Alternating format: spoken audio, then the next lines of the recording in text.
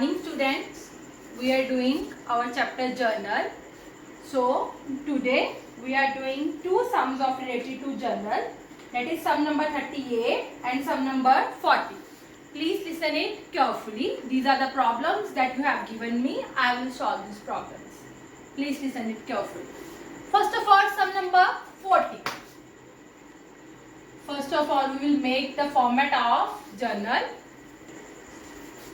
Sum number 40, December 1, first entry. Purchased machinery from Jawahar, rupees 30,000 against check. आपने machine खरीदी और check के through payment करी. 300 पे किया आपने कार्टेज के लिए, 700 उसकी इंस्टॉलेशन चार्जेस और 4000 की उसकी रिपेयर कराई. बिकॉज आपने सेकेंड हैंड मशीन खरीदी है तो आपको उसकी रिपेयर भी करवानी पड़ी. ओके, अगर हम एसेट को खरीदने के टाइम पे कोई भी एक्सपेंस करते हैं तो these are the part of the asset. मैंने बताया था ना, अगर हम एसेट को खरीदने के टाइम कोई भी एक्सपेंस करते हैं तो किसका पार्ट होते हैं? एसेट का. हमारी एंट्री क्या आ जाएगी? Machinery account debited to bank account. कितने खरीदी मशीन? 30,000. देखो, मशीन प्लस 300 उसके कार्टेज, 700 इंस्टॉलेशन चार्जेस प्लस 4000 की उसकी क्या करवाई? रिपेयर. ये टोटल कितना बन गया हमारे पास? 35,000. Done. Next, paid income tax. क्या पे किया आपने? Income tax. मैंने आपको बताया हुआ है कि there are two expense like income tax और कौन सा बताया हुआ आपको? LIC. ये दोनों हमारे लाइफ इंश्योरेंस प्रीमियम, ये दोनों पर्सनल एक्सपेंस होते हैं क्योंकि ये हर किसी की पर्सनल इनकम पे लगता है. तो इसके लिए वर्ड यूज करते हैं हम ड्रॉइंग्स. Paid income tax. ये एंट्री आएगी drawings account debit to cash account. कितना अमाउंट आ जाएगा? 2000. Next, paid insurance in advance. अगर हम कोई चीज एडवांस में पे करते हैं तो उसके लिए हम वर्ड यूज करते हैं प्रीपेड. क्या वर्ड यूज करते हैं? प्रीपेड. क्या लिखेंगे?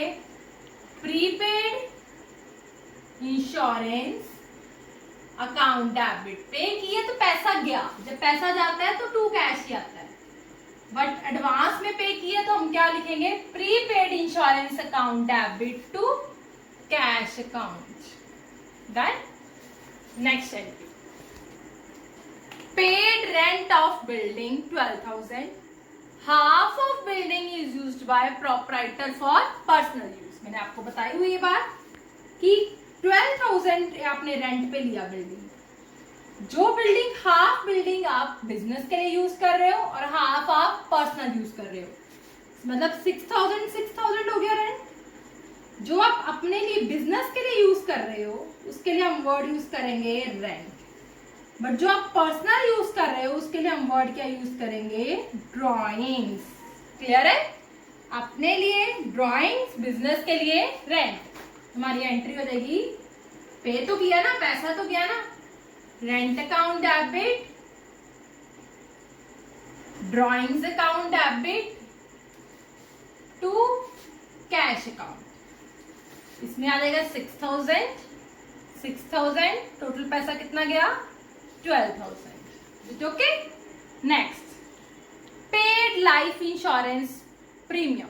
अभी बताया लाइफ इंश्योरेंस प्रीमियम के लिए हमने कौन सा वर्ड यूज करना है? ड्रॉइंग्स. तो क्या एंट्री आएगी हमारी? Drawing account debit to cash account. कितना अमाउंट आ गया?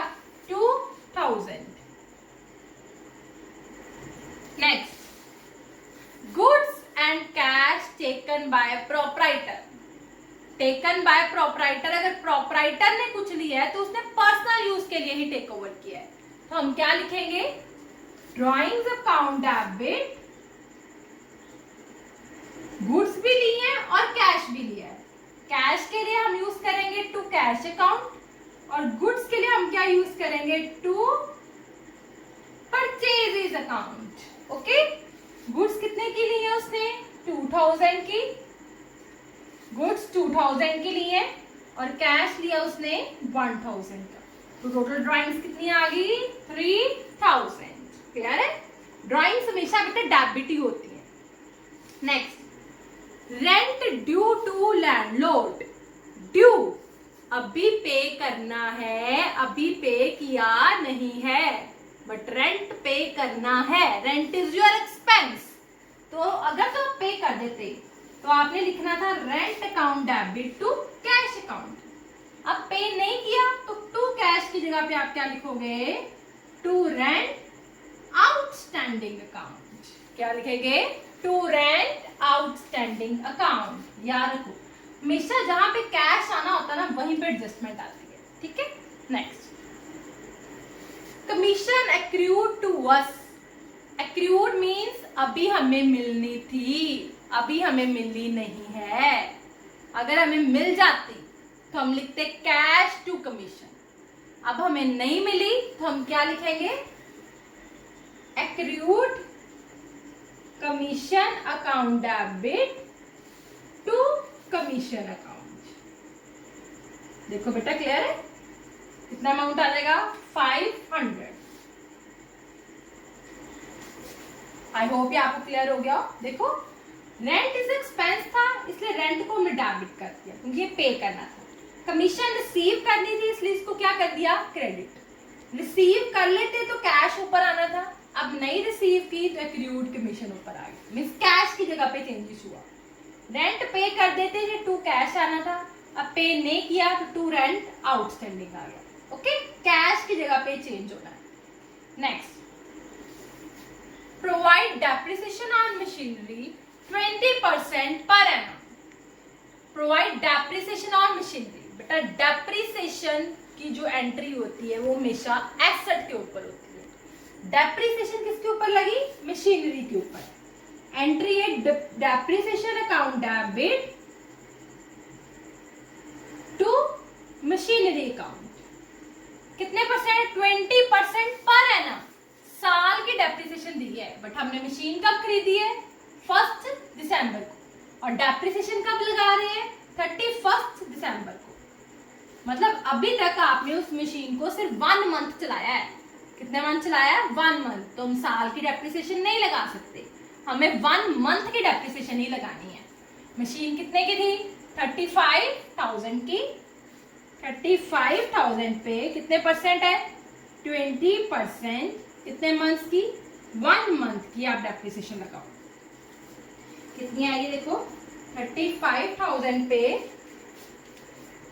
20% 1 मंथ कितनी आएगी? देखो, 583। ओके, 583 आ गई है हमारे पास। नेक्स्ट करते हैं, interest on capital. Interest on capital firm का एक्सपेंस, और एक्सपेंस हमेशा क्या होते हैं? डेबिट। तो एंट्री क्या बन जाएगी? Interest on capital account debit. लगता है किस पे है ये? कैपिटल पे। To capital account. ये एंट्रीज आपको लर्न ही रखनी पड़ेगी। 2000। इंटरेस्ट ऑन ड्राइंग्स, फर्म की इनकम। इनकम क्या होती है? क्रेडिट। तो ऊपर क्या आ जाएगा? Drawings. Drawings account debit to interest on drawings account. कितना आ गया? 500। लास्ट में बेटा आप टोटल कर लेना, ठीक है? These are our journal entries of sum number 40. I hope ये आपको क्लियर हो गई है. So now we will do the sum number 38. Next sum is sum number 38. Listen the sum carefully. First entry, January 1st. Ram started business with cash, goods and furniture. वो जिस चीज के साथ भी अपना बिजनेस शुरू करता है वो उसकी क्या बन जाती है? कैपिटल. अब उसने 3 चीजों के साथ बिजनेस शुरू किया है. कौन कौन सी चीज है? कैश, तो हम लिखेंगे कैश अकाउंट डेबिट. गुड्स, अगर वो बिजनेस गुड्स के साथ शुरू करता है तो उस गुड्स को हम क्या बोलते हैं? स्टॉक। Stock account debit. और क्या शुरू किया उसने? Furniture. Furniture account debit to, ये सब क्या बन गया? Capital account. कितना आ गया कैश? 1 लाख। गुड्स आ गई 50,000। नेक्स्ट फर्नीचर कितना आ गया? 25,000। टोटल कितना आ गया? ये 1,75,000। क्लियर हो गया? Next, purchased goods from Shyam of the list price ₹25,000 at a trade discount of 12%। आपने श्याम से गुड्स खरीदी जनवरी 2। एंट्री क्या आ गई? गुड्स खरीदी श्याम से। Purchases account debit to Shyam account. Trade discount है इसलिए आपने इसको शो नहीं करना। अमाउंट में से माइनस क्या करोगे? 25,000 में से माइनस कर दोगे 12%। कर दे? देखो कितना अमाउंट आता है। 25,000 माइनस 12%, ये आ गया 22,000। यहाँ पे आ गया। ठीक है बेटा, आप ऐसे भी निकाल सकते हो। 25,000 का 12% लगाया तो वो आ गया 3,000। फिर 25,000 में से 3,000 माइनस किया तो वो आ गया 22,000। Next, January 3, sold above goods to Mohan of list price of ₹10,000, trade discount 10%। इसमें से जो आपने शाम से बेटा गुड्स खरीदे थे ना, उसमें से 10,000 वाले गुड आपने किसको सोल्ड कर दिए हैं? मोहन को। गुड्स किसके पास गए? मोहन के पास। Mohan account debit to sales account. Mohan account debit to sales account. कितने गुड्स बेचे हैं उसको? 10,000 पे। कितने परसेंट ट्रेड डिस्काउंट? 10%। मीन्स कितना अमाउंट आएगा? 10,000 minus 1,000 that is 9,000। Clear? Discount हमेशा हमने क्या करना होता है? Minus. Next, January 4, Mohan return goods being Mohan return 10% goods being defective. Mohan ने 10% गुड्स रिटर्न कर दिए क्योंकि डिफेक्टिव थे। देखो हमने मोहन को क्या किया था? सेल किया था, उसने 10% वापस कर दिया। तो रिवर्स एंट्री आपको बताया हुआ है। सेल की जगह पे हम क्या लिखेंगे? Sales return account debit to Mohan account. कितने रिटर्न किया उसने? 10%। मतलब मोहन का 9,000 का 10% कितना आ गया? 900। ये उसने रिटर्न कर दिया। क्लियर है बेटा? 9,000 का 10% उसने क्या कर दिया? रिटर्न कर दिया। Next, return defective goods to Shyam. जो आपने गुड्स लिए हैं मोहन से, आपने किसको वापस कर दिया? आगे श्याम को। डिफेक्टिव थे तो आप क्या रखे करोगे अपने पास? आप आगे आपने जिनसे खरीदे थे श्याम को, आप शाम को वापस कर दो। तो एंट्री इसकी रिवर्स हो जाएगी। क्या आएगी? Shyam's account debit to purchases return account. क्या एंट्री आएगी? Shyam's account debit to purchases return account. दोबारा बोलो, क्या एंट्री आएगी? Shyam's account debit to purchases return account. चलो बेटा पॉइंट इसमें है समझने वाला, बस इसको बहुत ध्यान से समझिए। शाम टू परचेज रिटर्न। अब पॉइंट क्या था? देखो, मैंने जो गुड्स खरीदी थी शाम से वो 25,000 की खरीदी थी। देखो ध्यान से, मैंने शाम से जो गुड्स खरीदी थी वो खरीद 25,000 की, और उसके ऊपर मुझे मिला था 12% trade discount. I am right? But जब मैंने गुड्स आगे मोहन को बेची, मैंने उसको कौन सी गुड्स बेची? बस 10,000। इसमें से 10,000 वाली गुड्स बेची और उसको कितना ट्रेड डिस्काउंट दिया, 10% दिया। ठीक है, मतलब अब देखो ध्यान से, मुझे अब क्या करना है, अब मैं ये नहीं लिख सकती कि मुझे सोहन ने रिटर्न की 900 की, मैं शाम को भी सीधा 900 की रिटर्न कर दूं, नहीं कर सकती। क्यों नहीं मैं रिटर्न कर सकती शाम को 900 की, क्योंकि मुझे वहां पे ट्रेड डिस्काउंट मिला था शाम से 12% और मैंने मोहन को दिया था 10%। ठीक है, फर्क है ना ट्रेड डिस्काउंट में दोनों में, इसलिए मैं नहीं कर सकती।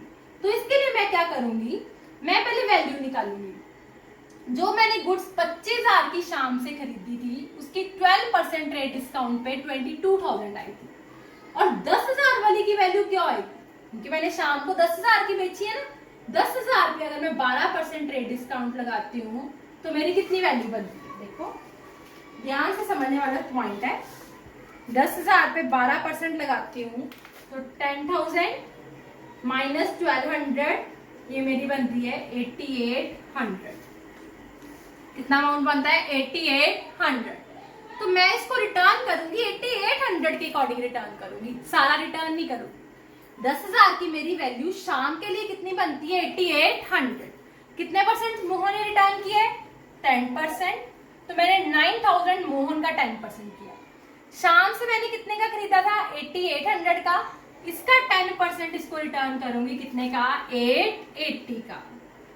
क्लियर है, आई होप आपको क्लियर हो गया हो ये पॉइंट। ठीक है, जितना मैंने शाम से खरीदा मैंने उसका 10,000 का अमाउंट निकाल दिया 8800, उसका 10% मैंने रिटर्न कर दिया। Next entry, January 6 received cash from Mohan in full settlement. आपने जितना मोहन से पैसा लेना था आप ले लिया, फुल सेटलमेंट हो गई अंडर ए डिस्काउंट। पहले एंट्री डालते हैं, पैसा आया, cash account debit, discount account debit to Mohan account. अब पहले देखो मोहन से पैसा कितना लेना था। मोहन को कितने की गुड्स बेची थी आपने, 9,000 की। मोहन ने कितनी आपको वापस कर दी, 900 की। मीन्स 9,000 माइनस 900, मोहन से आपने कितना लेना है, 8100। उसके ऊपर मिला 5% डिस्काउंट। 8100 पे 5% डिस्काउंट मीन्स कितना आ गया, 405। तो आपने पैसे कितने लिए, माइनस कर दोगे 7695। 8100 में से 405 माइनस हो गया। Next, clear the account of Shyam by paying cash under discount. आपने शाम का अकाउंट भी क्लियर कर दिया, उसको पैसे दे दिए और डिस्काउंट भी दिया। एंट्री क्या आ गई, Shyam's account debit to cash account, और क्या आएगी, to discount account. Now same with this, आपने शाम से कितने का खरीदा था, 22,000 का, मीन्स को 22,000 देने थे, माइनस आपने उसको रिटर्न कितना कर दिया, 880। कितने पैसे देने आप देखो उसको, 22,000 माइनस 880, 21120। ठीक है, इसके ऊपर आपको 10% मिल गया डिस्काउंट, 2112। तो बताओ आपने कितने की पेमेंट करी, 21120 देने थे, 2112 आपको डिस्काउंट मिल गया, तो आपने पेमेंट कितने की करी, 19,008। Please look at this sum carefully. I hope ये आपको क्लियर हो गया हो, but still if you have any doubt then you can ask from me. Thank you.